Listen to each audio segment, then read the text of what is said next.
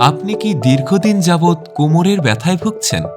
আপনার কি কোমরের দুই পাশে প্রচণ্ড ব্যথা হয়? কোমরের ব্যথা কি পায়ের দিকে নামতে শুরু করে? ভারী কিছু উঠাতে গেলে কোমরে ব্যথা করে? বেশিক্ষণ দাঁড়িয়ে থাকলে, হাঁটলে, সিঁড়ি দিয়ে উপরে উঠতে গেলে অথবা কোনো কাজ করতে গেলে কোমরে প্রচণ্ড ব্যথা হয়? তাহলে বুঝতে হবে আপনার কোমরে ডিস্ক প্রোল্যাপস জনিত সমস্যা রয়েছে। কোমরের প্রোল্যাপসড লাম্বার ইন্টারভার্টিব্রাল ডিস্ক সমস্যার জন্য তীব্র কোমর ব্যথা অনুভব হয় এবং আপনার পা দুর্বল লাগে। পায়ের এক পাশ থেকে অথবা কখনো পায়ের পেছন দিক দিয়ে ব্যথা হতে থাকে। স্বাভাবিকভাবে হাঁটতে অসুবিধা হয়, রোগীর প্রস্রাব পায়খানা করতে অসুবিধা হয় এবং রোগীর স্ত্রী সহবাসের ক্ষমতা কমে যায়।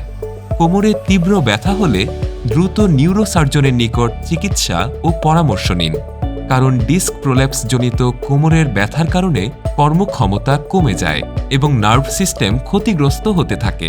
কোমরের ব্যথার রোগীরা সহকারী অধ্যাপক ডক্টর রুস্তম আলী স্যারের নিকট চিকিৎসা ও পরামর্শ নিতে পারবেন। ডক্টর মোহাম্মদ রুস্তম আলী মধু, মস্তিষ্ক ও মেরুদণ্ড সার্জন, সহকারী অধ্যাপক neurosurgery, national institute of neuroscience ও হাসপাতাল।